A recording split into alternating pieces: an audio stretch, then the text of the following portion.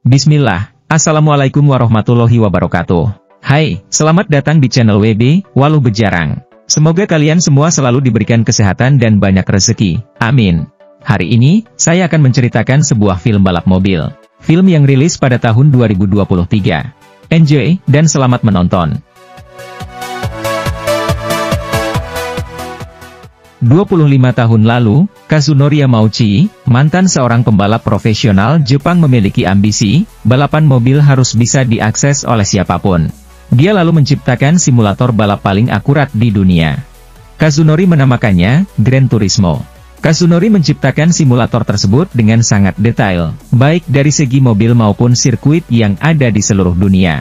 Semuanya terlihat sangat mirip dan nyata, sehingga siapapun yang memainkan akan betah berlama-lama memainkan simulator tersebut. Di sebuah rumah di Inggris, seorang anak muda bernama Jan Mardenborough baru saja membeli sebuah konsol setir.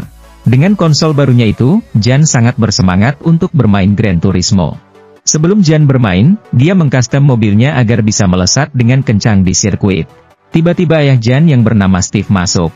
Steve, seorang mantan pemain sepak bola profesional, menginginkan anak-anaknya mengikuti jejaknya. Saat itu, Steve mengajak Jan keluar bermain sepak bola bersama adiknya. Tetapi Jan menolak, karena dia mau bermain game. Steve berkata, "Keluarlah sesekali mencari udara segar karena itu baik untukmu. Cepat atau lambat kau harus keluar dari kamar ini." Steve pun pergi dengan perasaan sedikit kecewa. Kemudian Jan melanjutkan bermain game.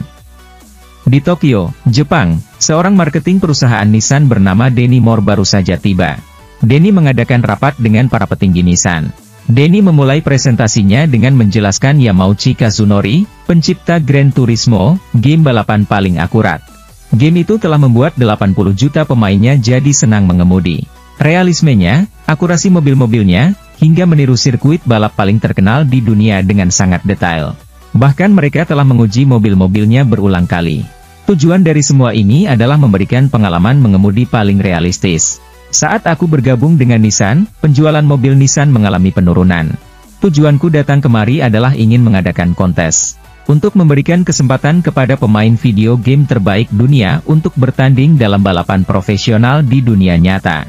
Jika kita bisa mendapatkan satu pengemudi dari dunia maya dari balik konsol mereka, lalu menaruhnya di mobil balap sungguhan di sirkuit dan membuatnya jadi juara, Nissan akan membangkitkan kembali minat pembeli. Setelah itu, Denny langsung pergi. Tiba-tiba datang seorang petinggi Nissan, dia mengatakan, "Dewan akan menyetujui programmu dengan satu syarat. Kau harus mencari kepala teknisi untuk menjamin keamanannya, tak boleh ada kesalahan." Denny pun setuju dan dia sangat gembira. Kemudian Denny langsung menelpon satu persatu kepala teknisi, tetapi semuanya menolak karena terlalu beresiko. Tersisa satu nama, akhirnya Denny menemui orang itu. Di garasi balap tim Kappa Racing, terlihat seorang mekanik sedang memperbaiki mobil balap berwarna emas. Denny mengajak bicara mekanik yang bernama Jack Salter. Denny langsung menjelaskan tujuannya. Lalu Jack berkata, "Kau ingin anak-anak yang bermain game di kamarnya lalu menaruhnya di roket berkecepatan 320 mil per jam. Jika menabrak, mereka tidak bisa menekan tombol reset di konsol mereka." Tentu saja Jack menolak, karena itu terlalu berbahaya. Denny terus meyakinkan Jack tapi tetap saja Jack menolak dan meninggalkan Denny pergi. Pada malam harinya, tim Kappa Racing sedang melakukan rapat sambil makan malam di sebuah restoran. Saat Jack memberikan nasihat kepada pembalap tim Kappa yang bernama Nicholas, Nick langsung marah dan membentak meja. Nick berkata, "Jika aku ingin meminta nasihat, aku akan meminta kepada pemimpin tim, bukan kepada seorang mekanik sepertimu." Tentu saja Jack sangat kecewa dan langsung pergi. Jack segera menelpon Denny. Jack menyetujui bergabung dengan Nissan. Keesokan harinya saat Jan bekerja, dia mendapat telepon dari temannya. Dia melihat sebuah pesan bahwa Jan terpilih untuk bertanding memperebutkan tempat di GT Academy. Karena Jan berhasil mencetak rekor yang bagus di game Gran Turismo. Mendengar hal itu, Jan langsung bergegas pergi ke sana. Di sana, Jan juga melihat sebuah video bahwa besok ada kompetisi balapan Gran Turismo. Dan siapa yang berhasil menjadi juara satu, akan masuk ke GT Academy. Tentu saja Jan sangat bersemangat, dia langsung pulang ke rumah untuk berlatih. Di rumah, setelah selesai berlatih, adik Jan yang bernama Kobi mengajak Jan pergi menggunakan mobil orang tuanya. Mereka pun pergi, dan setelah bersenang-senang, mereka kembali pulang. Dalam perjalanan pulang mereka ditahan polisi, tiba-tiba Jan memacu mobilnya untuk melarikan diri. Inilah pertama kalinya Jan mengendarai mobil dengan kencang. Jan membayangkan dirinya seolah berada di Gran Turismo, dia terus melesat hingga akhirnya lolos dari kejaran polisi. Sesampainya di rumah, ternyata sudah ada ayahnya menunggu. Keesokan harinya, Jan dihukum dan dibawa ke tempat kerja ayahnya. Padahal pertandingan untuk kompetisi GT Academy akan segera dimulai. Ayahnya berkata, "Tujuanku membawamu kemari adalah untuk menunjukkan bahwa jika kau terus bermain game dan bermimpi menjadi seorang pembalap, kau akan berakhir seperti ini." Tetapi Jan mengabaikan perkataan ayahnya dan dia pergi menuju warnet untuk bertanding. Sesampainya di sana, game telah dimulai beberapa detik, Jan langsung memacu mobilnya. Karena telah menghabiskan ribuan jam bermain Gran Turismo, Jan membayangkan seolah berada di mobil balap sungguhan. Dengan keahliannya, Jan berhasil menjadi juara satu dengan mengalahkan pemain terbaik di seluruh Eropa. Hal itu membuatnya sangat gembira, Jan akhirnya berhasil masuk ke GT Academy. Di rumah, ayahnya yang mendengar Jan akan pergi balapan tentu saja sangat khawatir karena itu terlalu berbahaya. Jan berkata, "Ayah, aku sudah melakukan ini ribuan jam." Ayahnya berkata, "Itu sangat berbeda nak. Pembalap adalah atlet profesional, bukan seorang gamer sepertimu yang duduk di depan layar komputer." Jan bersikeras dan berkata, "Aku akan melakukannya, entah kau percaya atau tidak." Tibalah Jan di GT Academy. Total ada 10 orang terpilih dari 8 negara berbeda yang merupakan pembalap simulator terbaik dari seluruh dunia.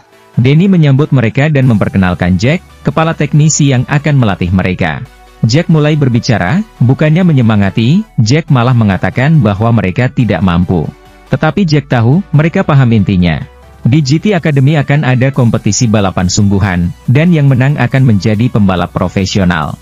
Jack juga memperingatkan, jika balapan sungguhan sangatlah berbeda dari bermain game. Tak perlu berlama-lama, mereka semua langsung memulai latihan. Selama proses latihan, media juga turut meliput, tentu saja untuk kepentingan promosi Nissan. Tak hanya dilatih secara teknis, mereka juga dilatih secara fisik oleh Jack. Dalam latihan itu mereka banyak melakukan kesalahan. Satu persatu dari mereka akhirnya tereliminasi hingga menyisakan 6 orang kandidat. Dan Jan adalah orang yang berada di posisi ke-6. Karena melihat potensi Jan, Jack tidak langsung mengeliminasinya. Jack menyuruh Jan untuk bertanding langsung 1 lawan 1 dengan kandidat terbaik saat ini, yaitu pria bernama Matty. Dalam pertandingan itu, Jack berada dalam mobil Jan mendampinginya secara langsung.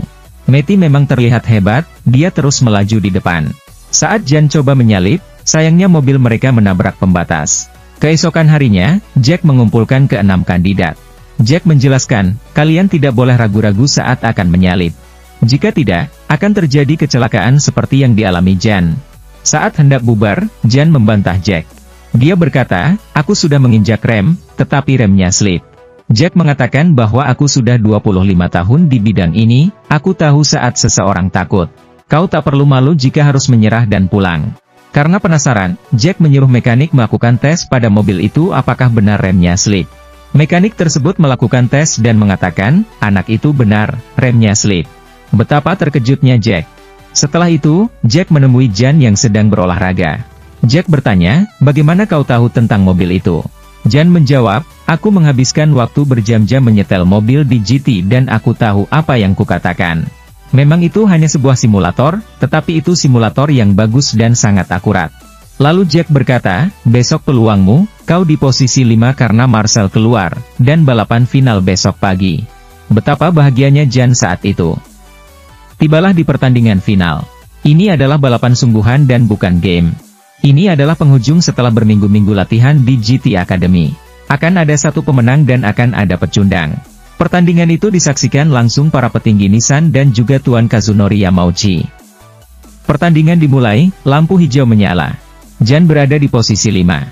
Lap demi lap dilewati, dan Jan sudah berada di posisi ketiga. Ini dia, final lap, Matty berada di posisi 1, Jan terus membuntuti di belakang. Mereka berdua terus mempertahankan posisi masing-masing. Dengan keahliannya, Jan terus melaju dan berhasil menyamakan posisi dengan Matty sampai di garis finish. Dan apa yang terjadi? Denny langsung mengatakan Matty menang, tapi Jack berkata tunggu dulu, kita harus menonton ulang. Dan ternyata, terlihat di layar bahwa Jan yang menang. Denny langsung menginterupsi Jack. Meti hanya kalah sepersekian detik, dan siapa peduli. Jan orang yang canggung di depan kamera, dia tidak siap untuk media dan tidak percaya diri. Sedangkan Meti, dia pandai menjawab pertanyaan media dan ini bagus untuk promosi Nissan. Ini dapat kita lihat dari sudut pandang marketing tinggi. Meti sangat cocok untuk mewakili kita di seluruh dunia. Jack menjawab, aku tidak mengerti, yang aku tahu Jan adalah pemenang. Entah selisih berapa detik, tapi itulah kenyataannya, itulah yang membedakan menang dan kalah. Dan, akhirnya diumumkan bahwa Janlah pemenangnya.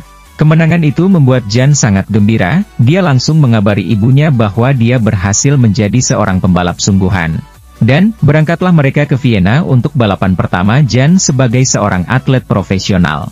Di dalam penerbangan, Denny menjelaskan prosedur tentang balapan kepada Jan. Denny mengatakan Nissan setuju mendanai untuk Enduro Dubai dengan syarat kau harus mendapat lisensi balap, jadi kita mulai dari seri Eropa. Kau harus finish minimal posisi keempat di salah satu balapan untuk mendapatkan lisensi FIA, maka, Nissan akan memberimu kontrak. Tibalah mereka di Vienna, Austria, di sirkuit Red Bull Ring. Tibalah Jan di balapan pertamanya, di mana Jan bertemu Nicholas, pembalap profesional dari tim Kappa Racing dengan mobil berwarna emas yang merupakan tim Jack sebelumnya. Jan benar-benar hebat pada balapan itu. Dia berhasil menyalip mobil Nick dan berada di posisi keempat. Namun, karena Nick yang tidak terima dilewati seorang gamer, dia menabrak Jan dari belakang dan membuat mobilnya keluar dari lintasan dan harus finish di posisi paling belakang yaitu posisi ke-27. Denny dan Jack menenangkan Jan dan mengatakan ini hanyalah balapan pertama. Lanjut balapan kedua di Hockenheim, Jerman, Jan finish di posisi ke-23. Berikutnya di Trentino, Italia, Jan finish di posisi ke-17. Lanjut ke seri Istanbul, Turki, Jan finish di posisi 8. Di seri Barcelona, Spanyol, mobil Jan tergelincir dan tidak finish. Sampailah di seri terakhir, balapan ke-6 di Dubai. Di sirkuit Dubai Autodrome, Nick dan Jan saling beradu keahlian. Terlihat Nick terus berusaha menyudutkan Jan, dia terus menempel mobil Jan. Balapan semakin seru, Jan sudah berada di posisi 12. Sampai di posisi 6, di depan Jan ada dua pesaing, yaitu Nick dan Sulin. Jan coba melewati mereka dari jalur tengah, tetapi Kappa dan Sulin mengapit mobilnya.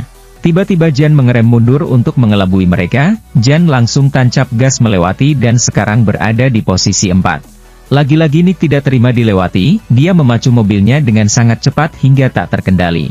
Nick menyalip Jan dan langsung menabrak mobil yang ada di depannya. Terjadilah kecelakaan fatal yang menghancurkan dua mobil tersebut, bahkan ban mobil Nick terlempar mengenai kaca mobil Jan. Bendera kuning pun dikibarkan, Jan langsung menepi sebentar.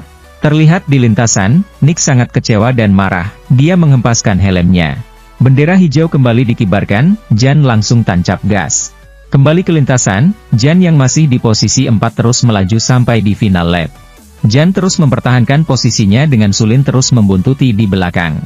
Dengan kaca yang rusak, Jan terus bertahan, dia terus memacu mobilnya dengan kecepatan tinggi. Di dua tikungan terakhir, Sulin mendekati Jan. Sampai di garis finish. Ya, Jan finish di posisi 4. Jan berhasil mendapatkan lisensi FIA. Sesampainya di pit stop, Jan langsung mendatangi Nick dan berkata, ada apa denganmu bro? Kau hampir membunuhku dan dirimu sendiri. Tetapi datang Jack dan Denny menenangkannya. Mereka berkata, lupakan orang itu, yang penting kau finish di posisi 4 dan kau berhasil mendapatkan lisensimu. Akhirnya Jan mulai tenang dan kembali tersenyum bahagia. Pada malam harinya, terlihat Jan bersama Jack sedang mengobrol santai. Tiba-tiba datang dua orang gadis meminta tanda tangan dan mengajak selfie. Keesokan harinya, mereka berangkat ke Tokyo. Di sana, Jan menandatangani kontrak dengan Nissan.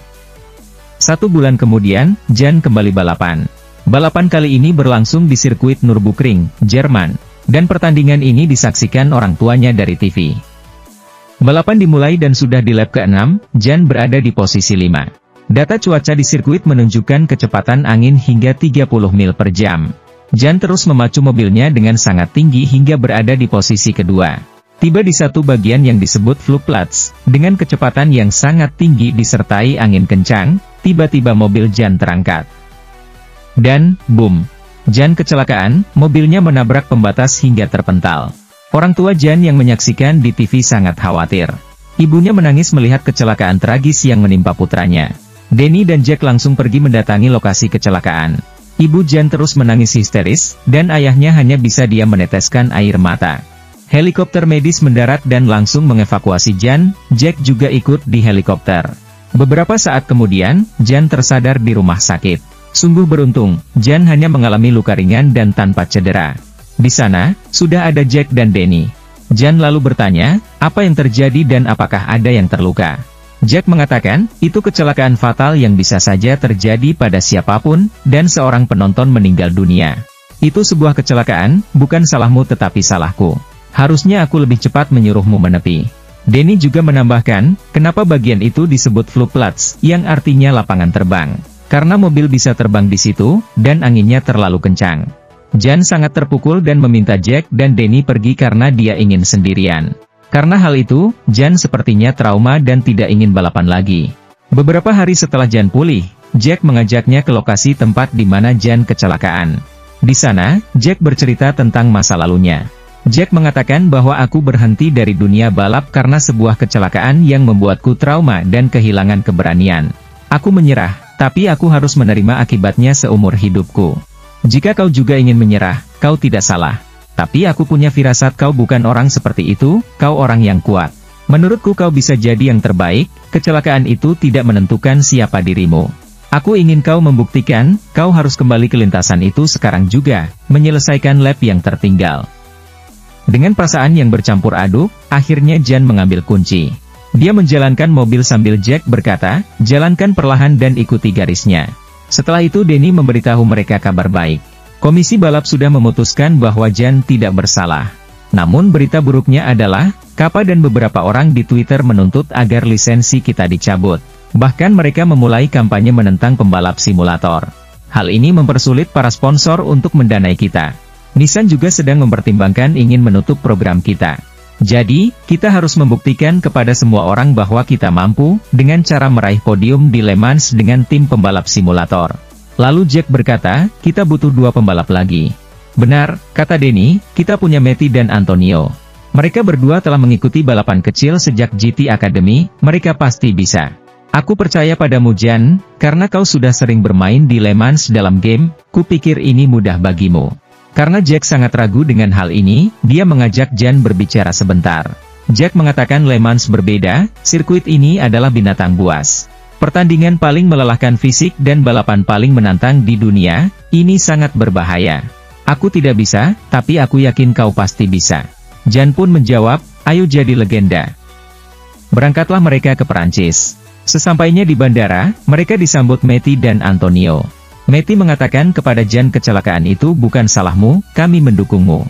Di sana juga sudah ada mobil balap baru yang akan dipakai mereka bertiga secara bergantian, mereka sangat bersemangat.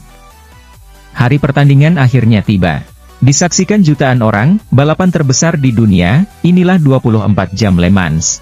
Terlihat sudah ada para petinggi Nissan di sana, teman-teman Jan, serta orang tuanya juga datang.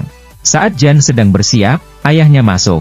Mereka saling berpelukan dan menangis, lalu ayah Jan berkata, aku mendukungmu nak. Kemudian Danny mulai menjelaskan, ini adalah balapan 24 jam. Dimulai jam 3 sore, balapan sepanjang malam sampai besok, balapan berakhir jam 3 sore. Kita mulai dengan 3 jam shift, 369. Tidak ada pembalap di Le Mans yang bisa lebih dari 14 jam. Jack juga menambahkan, saat Danny menemuiku untuk GT Academy ini, kupikir kalian semua gila. Tapi kalian membuatku percaya, mari buktikan kepada dunia. Balapan dimulai. Para peserta langsung memacu mobil mereka dengan sangat kencang, Jan pun memulai dengan sangat baik. Namun, sulin yang tepat berada di depan Jan mengalami kecelakaan tragis yang menyebabkan mobilnya terbakar. Hal itu membuat Jan jadi tidak fokus, karena dia langsung teringat kecelakaan yang telah menimpanya. Mobil Jan jadi melambat, tetapi Jack melalui komunikasi berhasil membuat Jan marah. Dengan kemarahan itu, Jan jadi kembali fokus dan siap melesat dengan mobilnya. Waktu demi waktu, lap demi lap terus berjalan. Matty dan Antonio yang bergiliran setiap 3 jam juga telah memaksimalkan tenaganya untuk bersaing di pertandingan. Tanpa terasa 19 jam telah berlalu, saat itu tim Nissan menduduki posisi keempat. Namun sayangnya Antonio mengalami kram, dan Jan harus menggantikannya. Pada saat pergantian itu, seorang mekanik membuat kesalahan sehingga Jan harus kehilangan posisi sebelumnya. Walau tertinggal, Jan dengan mudah menyusul, karena Jan membayangkan sedang bermain game Gran Turismo di kamarnya. Jan berhasil kembali menduduki posisi keempat, bahkan dia juga mencetak rekor lap baru. Jan memacu mobilnya dengan sangat tinggi, dan ya, Jan berhasil menduduki posisi ketiga hingga mencapai garis finish. Semua orang bergembira, banyak sekali yang memberi ucapan selamat kepada Jan. Bahkan mereka yang awalnya meremehkan berbalik respect terhadap Jan yang berhasil berdiri di podium ketiga. Hal itu juga mematahkan statement negatif tentang seorang gamer yang berasal dari depan layar komputer tidak mampu. Semua orang terdekat Jan bergembira atas kemenangan tersebut. Jan sendiri, entah bagaimana perasaannya. Tentu saja, bahagia yang tak terungkapkan dirasakannya, karena dia sudah berhasil mencapai mimpinya. Film pun berakhir. Oke guys, begitulah kisahnya. Perjuangan seorang gamer yang diremehkan tetapi berhasil membuktikan kemampuannya dan berhasil meraih mimpinya. Sungguh akhir kisah yang membuat bahagia kita yang menontonnya. Kerja keras yang berbuah manis. Untuk kalian yang saat ini sedang berjuang, Mimin doakan semoga berhasil meraih mimpi kalian. Amin. Bantu channel ini agar semakin berkembang dengan cara like dan subscribe. Jangan lupa nyalakan lonceng notifikasinya agar tidak ketinggalan video selanjutnya. Silahkan berikan komentar, jaga kesehatan kalian selalu. Sampai jumpa di video berikutnya, bye, wassalam.